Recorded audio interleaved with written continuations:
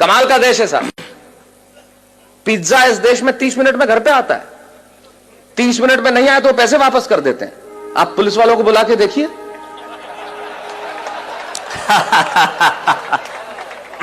ये वो देश है जहां पे 8% में आपको कार का लोन मिलता है और 12% एजुकेशन लोन के देने पड़ते हैं।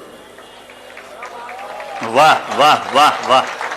कभी सलमान के बालों तो कभी कैटरीना के गालों पे मर गए। आज इस अवसर पे इससे बढ़िया पंक्तियां मुझे याद नहीं आती।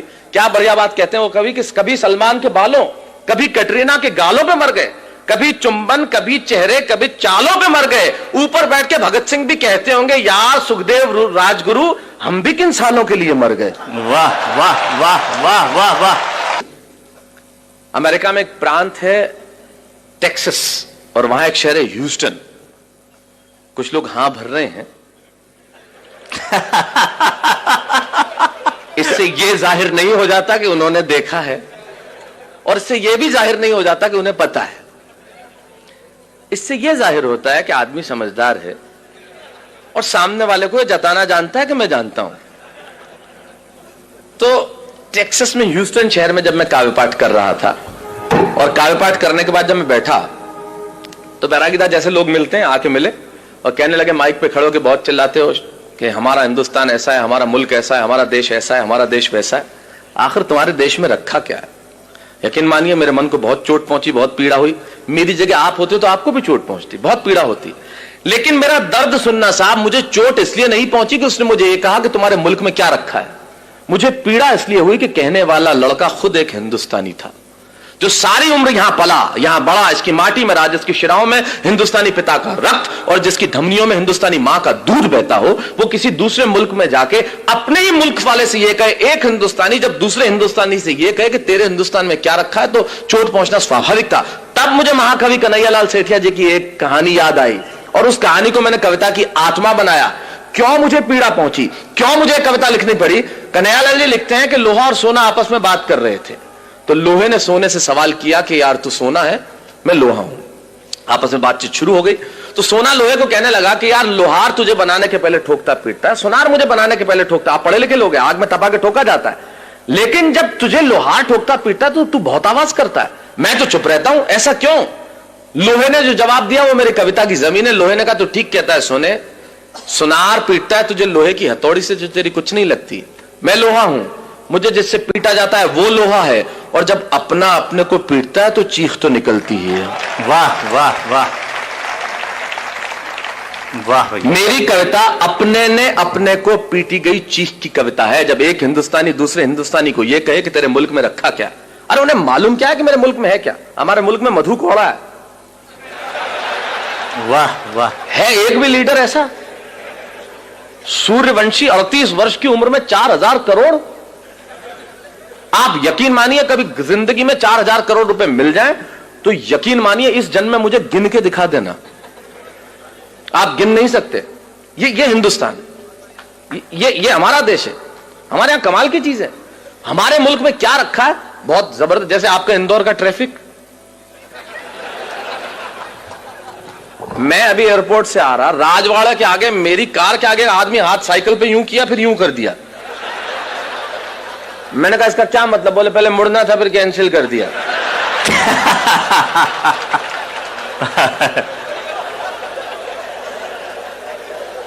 अब कर लो, आप क्या कर लो, ये अपने इंडिया में ही हो सकता है।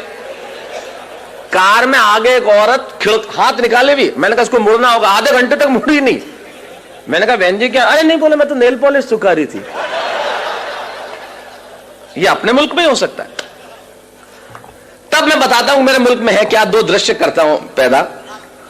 अमेरिका में एक लड़का मुझसे कहता है तेरे देश में रखा क्या है। तब सुनिए कि अमेरिकन परिवार में एक लड़का घर में आया, बहुत समय बाद सुना था तो हो सकता है मैं कहीं इधर उधर हो जाऊं, लेकिन याद करने की कोशिश करता। अमेरिकन परिवार में एक लड़का घर में आया और अपने पिता से कहने लगा, come on dad, what a bad day. Come on dad. American परिवार में एक लड़का घर में आया और अपने पिता से कहने लगा, come on dad, what a bad day, I just want to change my girlfriend. ये बेटा बाप से बात कर रहा है। Come on dad, what a bad day, I just want to change my girlfriend. अब मैंने तुरंत ये शब्द सुना और मेरे कान खड़े हुए।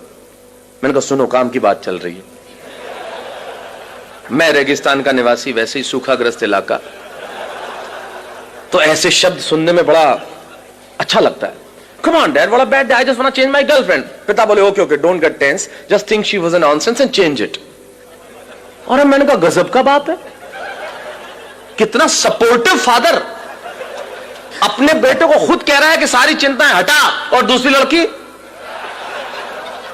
मैं आपके जनरल नॉलेज को प्रणाम करना चाहता हूं, और जिस भाषा की अशोक भाई साहब बात कर रहे थे, हिंदी साहित्य आपका बरसों तक ऋणी रहेगा। आपने जो शब्द सौंपा है, समवेत स्वर में सैकड़ों लोगों ने जो एक साथ कहा है, पटा। मैं किसी और शब्द का भी प्रयोग कर लेता, लेकिन जब आपने कह दिया तो वैसे अच्छा एक बात है, इस शब्द का कोई तोड़ भी नहीं है, हो ही नहीं सकता। जो परिश्रम, जो मेहनत, जो पसीना पटाने में है, वो किसी और शब्द में आए। आप पटाने में मतलब आप प्रक्रिया नहीं समझे, मैं शब्द की बात कर रहा हूं, वो किसी और शब्द में आ ही नहीं सकती। मैंने अंग्रेजों को कहा तुम हमारा क्या खा के मुकाबला करोगे बताओ, तुमने हमारी जोड़ के शब्द ले आओ बस। बोले क्यों? मैंने कहा तुम चेहरे को अंग्रेजी में क्या कहते हो? बोले फेस। मैंने कहा थोबड़े को बताओ। बोले पत्नी को अंग्रेजी में क्या कहते हो? बोले वाइफ। मैंने कहा लुगाई। मैंने कहा तुम मुकाबला कर ले बस हमारा, कहीं से मुकाबला करके बता दे कि तू क्या करता है। मैंने कहा तुम्हारा किसी से मतलब तुम्हारा किसी से मोहब्बत हो जाए तो क्या बोलते? बोले अफेयर। मैंने कहा लफड़ा। बोल। मैंने कहा तुम अगर कुछ पियोगे तो क्या बोलोगे? बोले आई विल ड्रिंक लस्सी। मैंने कहा जा इंदौर में, बोले एक गिलास लस्सी हेड़ ले। तेरा बाप नहीं ला सकता है शब्द, हमारा मुकाबला कर सकता है क्या? कर ही नहीं सकता। फिर मैंने कहा हमारी पत्नी रोज उठ के हमसे एक वाक्य बोलती है तो उसका अंग्रेजी में अनुवाद कर दे, मैं गुलाम हो जाऊंगा तेरा। बोले क्या बोलती है? मैंने कहा बोलती है तुमसे शादी करके तो मैंने करम ठोक लिए हैं। मैंने कहा ला करम और ठोक, तेरा बाप अंग्रेजी में नहीं ला सकता करम और ठोक। तो मैं चाहता हूं हमारी हिंदी भाषा के सम्मान में एक बार जो अद्भुत भाषा है हमारी। वाह वाह वाह वाह, स्वागत है स्वागत है स्वागत। कर ले कोई मुकाबला, हमारा क्या करेगा? बोले पत्नियां ऐसे बोलती है। मैंने कहा इससे ज्यादा बोलती हैं। मैं अपनी पत्नी को गोवा घुमाने के लिए ले गया तो कहीं था नहीं, चर्च में ले गए, उसने श्रद्धा के मारे ईसा मसीह के पांव छू लिए। मैंने कहा तू मेरे तो नहीं छूती। बोले तू भी लटक जा। मैंने कहा तू तो अनुवाद करके बता दे इसका। हमारी ट्रकों के पीछे लिखा रहता है ट्रक नहीं है मेरे जिगर का फूल है, और माल उतना ही भरूंगा जितना गवर्नमेंट का रूल है। मैंने कहा कर जिगर के फूल का ट्रांसलेशन, क्या लिखेगा? Flower of liver. और मैंने कहा तुम्हारी भाषा का जो हम इस्तेमाल करते हैं वो तो किसी का बाप नहीं कर सकता। मैंने कहा इंदौर, मैं इंदौर इतना आता हूं कि मैं तो लगभग, इंदौर मेरा बहुत प्रिय शहर है, और मैं बता दूं मुझे इतना मजा आता है, यहां की भाषा कमाल की है साहब। मेरा एक मित्र अपने ही मित्र के घर गया तो उधर से निकला वापस, मतलब किधर गए? बोले यार मैं इधर से निकल रहा था, मैंने सोचा तुम तो कहीं बाहर गए हुए तो सोचा भाभी जी को टच करता चलूं।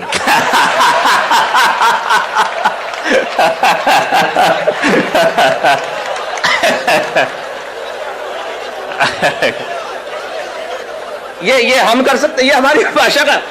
सारी दुनिया के भाषाओं को जब हमने हाथ फैला के बुलाया है और जो उसे सौहार्दपूर्ण स्वीकार करके जो मोहब्बत दी है वो कोई दे सकता है? तो ये तो कमाल है।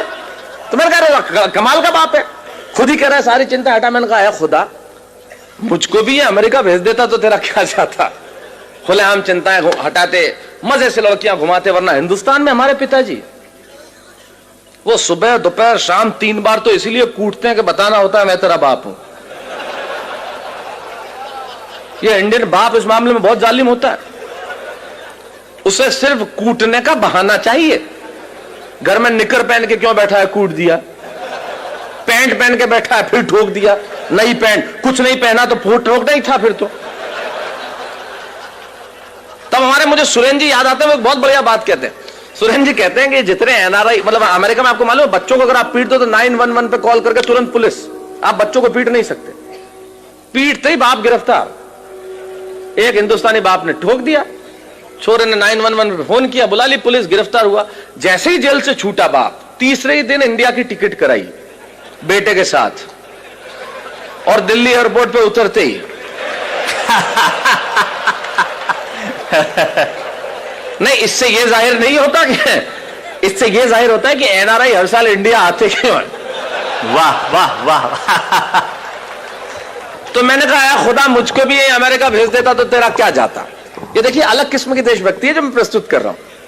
मैं आया था जब अशोक जी एक बहुत बढ़िया बात कर रहे थे कि वीर रस के कवियों ने एक इंच जमीन भी नहीं छोड़ी जहां में झंडा नहीं गाड़ा। उनकी देशभक्ति थोड़े अलग किस्म की होती है। अच्छा वो झंडा गड़ता पाकिस्तान पे ही है, चाहे वो रावलपिंडी हो, चाहे लाहौर हो, चाहे कराची हो। मैंने कहा आजकल चाइना बहुत बदमाशी कर रहा है, उधर क्यों नहीं गाड़ते? तो यार उधर के बोले शहरों के नाम ही याद नहीं है, गाड़े तो बढ़िया है, बढ़िया है क्षितिज भाई, वाह वाह वाह। अच्छा एक आध शहर का नाम याद हो गया तो उसमें तालियां नहीं बजती। बोले अब के तिरंगा फहराएंगे हम गोंगजाऊ पे। तो गोंगजाऊ वो मजा नहीं देता ना जो लाहौर देता है। तो ये अलग किस्म की देशभक्ति। तो मैंने कहा खुदा मुझको भी अमेरिका भेज देता तो तेरा क्या जाता। खुलेआम मजे से लड़कियां घुमाते, मजे से इधर उधर घुमाते। वरना हिंदुस्तान में हमारे पिताजी, उन्हें तो भगवान बचाए साहब, मुझे भी अमेरिका भेज देता तो मजे से जिंदगी की रंगीनी उठा। अच्छा दूसरे अमेरिकन परिवार का और भी दमदार एक लड़की आई और अपने माँ से कहने लगी come on mom, I just want to live with that guy whom I'm living with for 2 years. मैंने तुरंत अनुवाद किया। मैंने कहा ये कह रही है कि उस लड़के के साथ नहीं रहूंगी जिसके साथ 2 साल से रह रही थी अकेली, वो भी बिना शादी के। 6 फुट का छोरा, नहीं कोई सहेली। अपने यहां तो पिक्चर में ऐसे डायलॉग आ जाए तो लाइट चली जाती है। और ये देश कितना एडवांस है, हम इनसे कितना पीछे है, कितना नीचे। मुझे भी अमेरिका आ जाना चाहिए और जिंदगी के मजे उठाना चाहिए। अब यहां से वो बात शुरू करता हूं जिसके लिए कविता लिखी। मुझे भी अमेरिका आ जाना चाहिए और जिंदगी के मजे उठाना चाहिए। ये बात मैंने वहां रहने वाले एक बुजुर्ग जोड़े को बताई तो उन्होंने बहुत धीरे से मेरा कंधा थपथपाया। ये बात कि मुझे भी अमेरिका आ जाना चाहिए और जिंदगी के मजे उठाना चाहिए, ये बात मैंने वहां एक रहने वाले बुजुर्ग जोड़े को सुनाया तो उन्होंने बहुत धीरे से मेरा कंधा थपथपाया और कहने लगे बेटा ये बातें, ये रोशनी, ये चमक, ये दमक लगती बहुत सच्ची हैं और लगती भी खूब अच्छी हैं। अरे तुम्हें क्या मालूम ऊपर से हंसते हम भीतर कितना पिसते हैं, इन आंखों से आंसू रिसते हैं। अरे तुम्हारे मुल्क में और कुछ नहीं होगा पर वहां सच्चे रिश्ते हैं। वाह वाह वाह वाह, बहुत अच्छा बहुत अच्छा। तुम्हारे मुल्क में वहां कुछ नहीं होगा पर ये रिश्ते हमारे मुल्क में ही हो सकते हैं मित्रों, ये रिश्ते हमारे मुल्क में ही हो सकते हैं। ये जो सम्मान की परंपरा बची है वो इसी देश में बाकी रह गई है। तब कहता हूं कि तुम्हारे मुल्क में और कुछ नहीं होगा पर वहां सच्चे रिश्ते हैं। अरे वहां बेटा शाम तक घर नहीं लौटे तो पिता को खाना नहीं भाता। और अगली पंक्ति में बात कितनी छोटी लेकिन तर्क कितना बड़ा कि वहां बेटा शाम तक घर नहीं लौटे तो पिता को खाना नहीं भाता।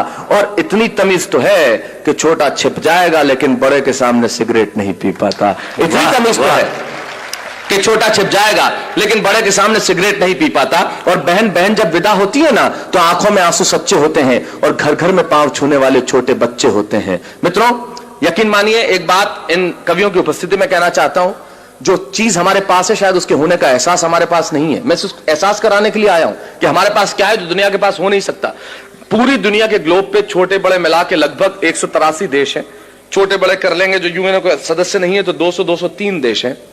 बैरागीदा अशोक जी जिनकी कविताएं सारी दुनिया में गूंजी है, एक कवि होने के नाते, एक अभिनेता होने के नाते सारी दुनिया में जाता हूं और सारी दुनिया के देखने के बाद इनकी उपस्थिति में एक बात दावे से कहता हूं, पूरी दुनिया के ग्लोब पे होंगे 203 देश साहब, लेकिन सिर्फ एक देश ऐसा है जहां बच्चे मां बाप के पांव छूते हैं, वो देश हिंदुस्तान है, दूसरा कोई देश नहीं है। तब कहना चाहता हूं ये इसी मुल्क में बचा है।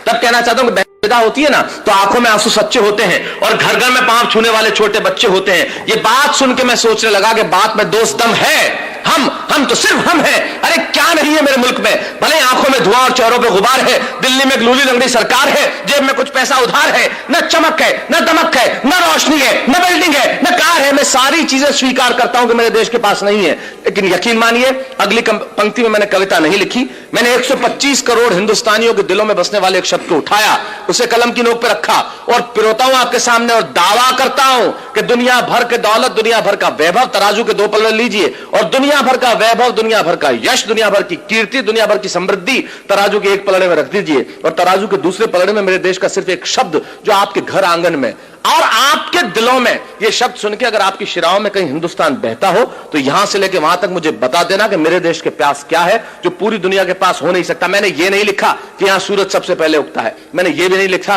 कि यहां घास की रोटी खाने वाले महाराणा प्रताप हुए, मैंने ये भी नहीं लिखा कि सिकंदर के सेनापति अपनी बेटी की डोली यहां दे जाते हैं, मैंने ये भी नहीं लिखा कि यहां पन्ना धाय स्वामी भक्ति में बेटा कटवा देती है। मैंने ये नहीं लिखा कि हाड़ी रानी शीश काट के थाली में रख देती है। मैंने ये कुछ नहीं लिखा क्योंकि ये सच हम जानते हैं। मैं तो सिर्फ एक पंक्ति कहता हूं, एक शब्द मात्र कहता हूं कि वो जो हमारे देश में बसता है दुनिया भर में हो नहीं सकता। और रख दीजिए दुनिया भर का वैभव इस शब्द के सामने और फिर बताइए कि मेरे मुल्क के पास क्या है कि बात में दोष दम है। हम तो सिर्फ